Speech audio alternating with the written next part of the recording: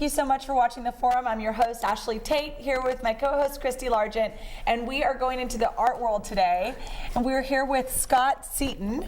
He is the music director and conductor for the North State Symphony. So I'm so excited to have you on again. Yes. Yeah. 1 year later, you remember we had him on when he just arrived in the North State last year, and now you're back. It's been a whole year. So what has this year been like? Yeah. It's been crazy. Which is good. No, it's been a lot of fun. We had a huge year this past season, and you know, we really pushed some limits with how big our concerts got. But really, also, we had a lot of fun because we implemented a lot of new programs, like our Just Ask, where we actually asked the audience to text in questions during intermission, and we answer. I love it. Which was super fun. Hugely popular. Hundreds of questions every concert. Really interesting. And they just got to text. It wasn't like social media or anything. It was something. Or social media, but most of them text anonymously, just so they can. And then tell them what you do when you get the questions. Well, then we read them at the top part of the second half. I picked several, and then we answer them, and they can be directed at me or the orchestra or about pieces we played on the first half. I love it. That's so nice. It's such a nice way to get to know your group and interact and all that. And that's what we were talking about before we started rolling. So right. Yeah. So was that your idea? Had you done that before? Or it was my idea. It's something I've been wanting to do for a long time. So we're going to keep doing it. We may not do it for every concert, but we did it this past weekend. Are most conductors as outgoing as you are? I'm wondering. Yeah. Like, I mean, because you're always kind of looking at like, how can we engage our audience? And what I know of conductors, which I don't know much, so don't go off this, but most conductors I would think are pretty much focused on just the music. It's an all-consuming job. You know, ironically enough, if you look at my day-to-day life, the music portion is like 5%. Of what I do. Because you've gone into the sphere of upper level management, and it's like the plumber who creates this amazing business, and he hardly ever gets to go fix the toilet anymore. Right. Yeah. I mean, so the concert weeks are actually, you know, certainly rewarding, and I look forward to them the most. But it's the getting out in the community and the community building and reaching people and creating new programs and figuring out how we can, you know, especially for our education programs, get into the schools more. Yeah. So that's the other 95%. That's the other 95%. It's that is a lot, a lot of emails. I know. I can get a little crazy. Yeah. But okay, so tell us some good things that are coming up, like that you are wanting to share with everyone. Sure. Well, the biggest thing that we're putting into motion this season is the NSS Pops ! Series. So the NSS Pops is a new thing, and it's really about time that the North State Symphony did it, because Pops concerts are a way to really reach a more wide and diverse audience, and to really bring you music that you can more closely associate with, and to just give a more holistic, well-rounded experience to So a Pops concert would have specifically what kind of, you go to the symphony and you have symphonic pieces. You go to the Pops concert, and what can people expect to hear? Well, for example, our first standard set of the season, aside from a very special event, which I'll talk about in a second, our first standard set is in April. And for that, I'm calling it a splash of favorites. And for that, we're actually partnering with Chico-based Uncle Dad's Art Collective, which they will perform on the second half of the concert, doing everything from Debussy's Clair de Lune to Beach Boys to Queen to maybe some NSYNC in there somewhere. Really, can you say diverse? Yeah, so they're fantastic. They've already sold out shows in Laxton Auditorium doing all Queen concerts and various tributes. Queen concerts. Yeah, so we're talking about 1,200 seat auditorium. Wow. So we're doing a partnership with them, and the first half of the concert, everything from Star Wars suite to maybe some video game music or some TV show music. So it's to give the general public a taste of the realm of possibility of these concerts. So in the future, we can do maybe like an all movie night or an all like video game night, or just partnering with a local band and doing like a bluegrass night or something like that. And so you're showing your versatility. Yeah, at exactly. Pops concert. Exactly. Okay. So there's so much we can do with that, and we're really excited to get it off. So how are your musicians responding to these new ideas? Oh, I think of course they think it's great, because you know half of our orchestra comes from all over the place. So it's the more work they can get, the better for them. It's almost like they're the I-5 orchestra.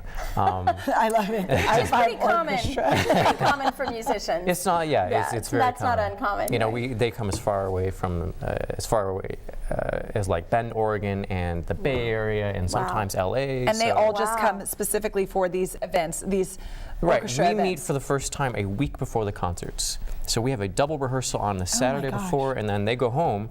Then they come back for a Friday and Saturday rehearsal, and then a concert that night, and then a concert on Sunday. And it's flawless. No, it's flawless every time. I mean, every time. I've only been to the symphony one time, but the one time I did go and the pieces you guys played were flawless. I had no idea that you guys weren't practicing all the time together. We you know, it's a very condensed process. And you have a really high level of musicians as well, being a part of that. I mean, you're not just like the weekend amateur hour. How do you find those real musicians? Do they have to apply, or how do you find it? Any new musician that comes wishing to be part of the North State Symphony now has to go through a blind audition.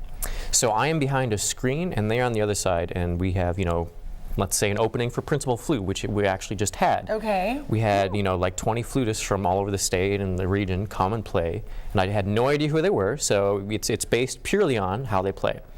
I'll just tell you, I've been in a blind audition for flute in high school. Our high school wind ensemble was audition only, and it was our conductor was a professional musician. He played all the time in DC. Well, we had to do this behind the screen. Sure. And so after I got in, he looked at me and he said, "I'm so surprised. I'm so surprised it's you."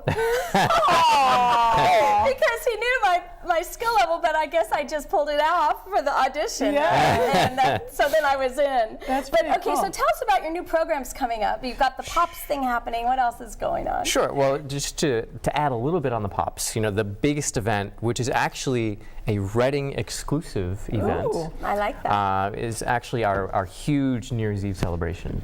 Oh, that'd be okay. Let's hear about New Year's Eve. I love New Year's Eve. So I thought that we needed some more variety on New Year's Eve. So I thought, well, let's have a symphony event, and for that, you know, let's bring in a bunch of really amazing guest artists. Let's have dinner and drink options. Let's have a black tie optional event. Love it. So we got the Civic Auditorium, and on New Year's Eve we're having a New York New Year's Eve, and there are several reasons behind that. The first of which is we know that people, you know, they don't like to stay out too late sometimes. So, like, okay, New York. Or that you just fall asleep before the ball begins. That's you, which I've been guilty of too. Yes. So if we did a New York New Year's Eve, we can end at 9 p.m. and we can we're going to try to stream the New York ball drop. So we're going to do that. And then people can go to their after parties, or they can go to bed if they want to. Oh, I love it. I love that. But I'm bringing in two very talented singers from Reno. I'm bringing in a pianist friend of mine from New York City who actually plays on cruise ships all the time. Fabulous. So he's a huge personality. They're amazing, those cruise ship pianists. Oh, yeah. No, He said huge personality. Huge personality. Yeah. So we're going to do a program that is very New York music influenced or inspired by, you know, that sort of thing. So it's a lot of Gershwin, a lot of Broadway stuff. We got some ragtime, we got some jazz, we got, you know, it's just a huge mix. It's very You know what I think is fun? Capital letters, fun. You know, and it's fun because it's the most informal concert experience we do. You know, you can be standing around in the balcony, drinking, chatting with your friends, and listening to a concert in the background. Hopefully, you know, it'll be captivating you, which it will be, I assure you. Yes, it will be. But or you can be on the floor level enjoying an exquisite dinner. Just sitting around with a table of your closest friends, and you can buy a table of 8. I saw that on the information, so you could come with your friends and all sit together, and it's reasonably priced. What I saw, I was just like, wow, very reasonably priced. Really I have to say, reasonably priced for what you're getting. Yeah, many other orchestras charge at least double that for this type of event. So what's the website for North State Symphony? NorthStateSymphony.org is our website. Okay, These easy. tickets for New Year's can be purchased through the Civic box office. Okay, so we're running out of time. I knew this would happen. It's so interesting. Tell us about what's happening with youth in March, because I think something big is coming up this spring. Yeah, well, the youth concerts are happening in March this year. They were in January this past year. Our resident conductor, Dwayne Corbin, is doing a sort of a program based on space. So a little bit of Star Wars, a little bit of other things. So we'll do our youth concerts in Chico and Red Bluff and Redding. But a much more exciting thing that's happening to the youth programs right now is a huge expansion that we're trying to do over the next 2 or 3 years. Love it. There's this huge program through Carnegie Hall called Link Up. And so we're planning to have this umbrella program called Explore Music, Yes. which I came up with, Yes.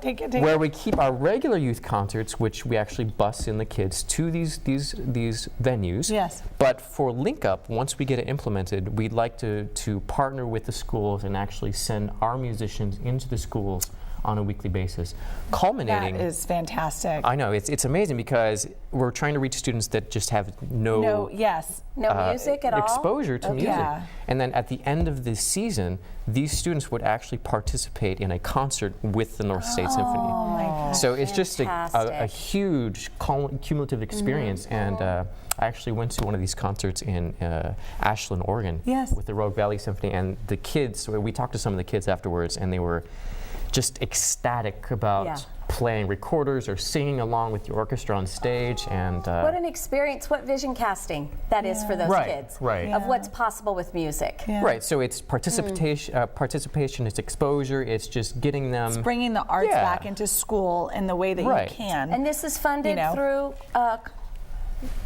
We're working on that. It's not cheap by any means. No. So, all of these concerts cost money, and we're trying to find enough funding for our youth concerts, especially the Link Up program, so that we can actually provide all of the materials for the students. So for our viewers who are big fans of yours, I might add, that's a great giving opportunity to fund and underwrite that project. Oh, that would help us It would immensely. affect the youth forever, for our community. I mean, it's just, we have, I always say this, but the North State Symphony, I mean, the name itself implies such a huge responsibility, and I just feel like if we're going to have this orchestra covering this 80-plus mile radius, we need to get out there and do as much as we can. Oh, I love it. Yeah. This is awesome. Thank you, Scott, for coming on. I wish we had 10 shows with you. It's so much fun.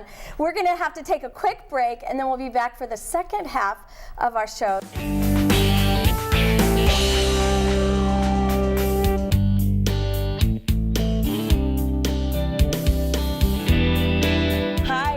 Back with the second half of our show, and we are joined by the North Valley Art League president, Linnea Marx. And thank you so much for coming on the show. I think there's a lot of information to get out about the North Valley Art League. So give us an idea of what exactly it is. I know you're a nonprofit, but tell us a little bit about your gallery. And we're an all-volunteer organization, nonprofit. We currently have, last my count was just over 320 members. Wow. So we do fluctuate, of course, but we're very blessed to have a wonderful group of artists in a great many mediums that are able to participate at the gallery. And because we have so many member shows, a member is able to hang their work in conjunction with our featured artist shows. Oh, wow. So as a member, you're always able to hang your work at least one piece every month. And we have professionals and beginners with their work being displayed side by side. In Can the it be member any shows. type of art? Well, it's a list of what type of work we do. We do not have textile arts at this time unless they're framed. Something along that line. But it's acrylics, watercolors, sculptures. We do have some three-dimensional work. We have lots of wonderful photographers now with our organization. In fact, we even have 2 really nice juried photography shows every year. We have a local show and a international photography show, and then we have a smaller, we call it the small painting show, and then a national paint show, painting show, art show. In fact, the national show is hanging now. You got to get in to see it because each show runs about 4 weeks. And where are they hanging? We are currently at the Carter House at 48 Quartz Hill Road, which is between the Aquatic Park, and the City of Reading Parks and Rec building. We're on the knoll under the trees. So if you feel like you're going to the Aquatic Center and you look right, it's right up there kind of on the little hill. Exactly. So it's a little cute little house. And if you don't know, you're like, what's that cute little house? It's been there for a long, was that house moved there? There's a story there because wasn't that connected with Turtle Bay originally? Or I thought it was too. Turtle Bay came out of the Carter house? Yes, it was originally the Carter family home. Okay. And then it was Judge Carter's home. And then when the city took over that area, yes, the city used it. There was a lot of animals in there. It had wonderful animal displays. Oh, wow. And then they built the big building next door, and we're trying to display art there. Yeah. But we currently, at our program where we've worked, the front porch became part of a workshop. We have a workshop area. We have a beautiful gallery area where the work is displayed, professionally hung with lighting system. Excellent quality. And I think what's really important is people need to be coming down to the gallery because we do change our shows regularly. Every month, predominantly, we will have a new show. And we try to tell people, please come down, see the talent that is in Reading now. The whole north area, we have so many wonderful, talented artists. What does a show look like? I mean, if someone has never been to an art show, it could seem a little daunting, right? Or a little overwhelming. It is. Well, I have submitted some pictures, some wonderful pictures that will actually show, if we're able to edit those. When you walk in the front door, you have a wonderful little gift shop where you can buy originals or cards, and then in displaying we have a featured artist room, and then the rest of the gallery is for our members. And how large is this gallery? It's not real big. It's what, a 2,000 square foot home? Well, still pretty big for art. Yes. Yes. And currently we have about 63 pieces currently that were accepted into the national show in order to be displayed professionally, in a gallery setting. And it's quiet, and yet it can be quite active sometimes because we do get groups come through. We have a lot of fun things happening there periodically. We have artists meeting at the workshop. Right. Tell us a little bit about your workshops, because not only are you displaying art, but you're helping people get better at their craft. Fantastic. Right. So tell us about what you run your workshops, and how do people find out about the workshops? Well, we have a website, the northvalley.org, and we also are on Facebook. Your website is northvalley.org? nval.org. I'm sorry. I apologize. Wow, it's always North Valley Art League. nval.org. Correct. And is it up to date and with all the activities? We have a wonderful, I mean, again, we're all volunteers, so we have people that are working very hard, and the lady that's doing it right now, we have a website on Facebook, so we're constantly showing what is going on, and they even highlight some of our artists who's showing where. We have a fabulous children's program in the summertime that we work in conjunction with the City of Reading Parks Division. Can you tell us about that really quick, your children's program? Well, what we do is we have artists that will volunteer their time, and 3 days a week. It's usually Monday, Wednesday, and Friday.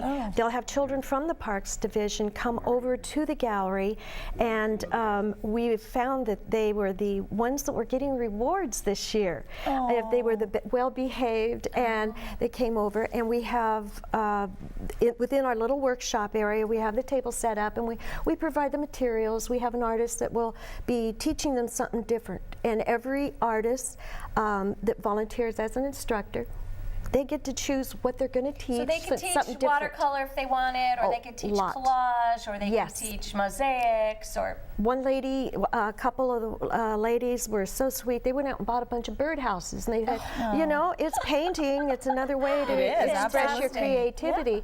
And we just, then we have others, they try to teach them the basics, the 3 colors, how do you mix, things like that.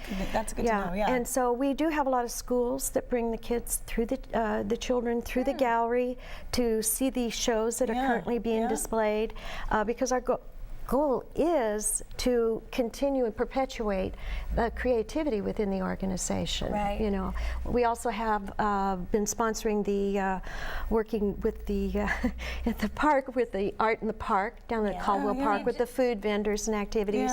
Same time they do the Ducky Derby, you know, thing like every that. fall. So they have actually. So the adult classes, what kind of things are most popular? Well, predominantly the workshops that will come with a juried show, because you will have a professional artist from outside the area that'll come in and teach. And they generally are quite a bigger group. Yes, and we, this last year, the last 2 months we had for our national show, we had a workshop. It's a little hard to find a facility that's big enough to have some of the to accommodate all the students that are there. That's great. That's a good problem to have. Yeah, well, because each artist takes up a little bit of room to be able to paint. So where did you go for that? We were able to meet over at the Seventh-day Adventist Church, close to a facility, you know, over there, right there. And right is. And so consequently, we had. It's wonderful because we had the table set up and we've been able to meet there. We meet at different places at different times. And but that has been very Which is actually kind of cool because you're getting out in the community with your art as you're creating the art and bringing different people in that might not come to one venue, but they can come to the other. Right, and we've had instructors that have taught, one individual taught fabulous portrait classes at the Teen Center right there next to us because she needed more room. And we have some very, very good artists within our group. Again, professional and beginners. So what are your membership, what's your fee? Like what all does your... It's terribly expensive. Oh. It's $35 a year for a single and $45 for a family membership. Wow. And our members, again, it's the volunteer and our membership that predominantly sustains us with the other art shows, our entry fees, and our entry fees are fairly nominal. And your membership is for members who want to display their art, or is it for the public? Oh, absolutely the public. We have members who don't even do artwork. Okay. One of my best friends, she doesn't even paint, but she has worked very, very hard for the league. It's to promote the art within the community and the other fellow artists, you know, so that they have a venue to show their work and be able to display it, but share with the community too. So tell us about, we've heard about your plein air classes.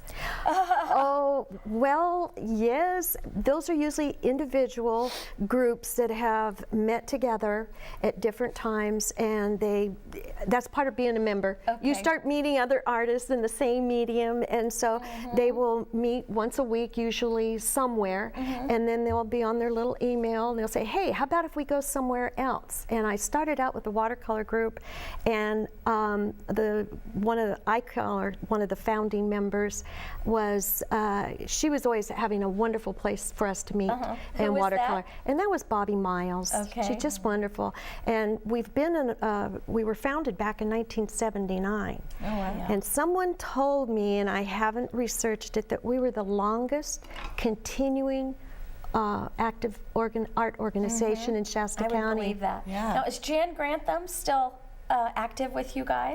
We have so many people, and I have to apologize. With our roster, there are so many people in there. Yeah, we have a lot of. She was my art teacher at Nova.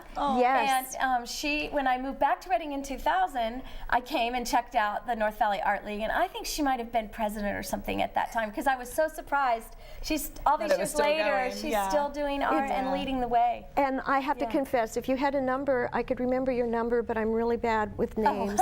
So if anybody calls me anything, I will answer. Yeah. So my last question for you is, do you do, now I know you mentioned art classes, do you do continuing art classes, or do you do youth art classes where people can come in and pay for the art classes? The art classes vary all through the year. Okay. We generally have a program or something happening.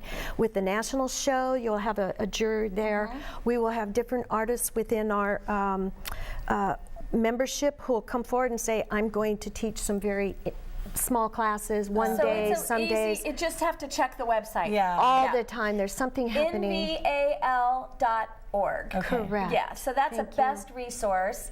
I think we're wrapping it up. Yeah, we're out of time. I can't believe it. Thank you so much for coming. Thank Thank you you for so much having me. for Thank watching. you. We've had another awesome show here on the forum, and we're going to look forward to seeing you again next time.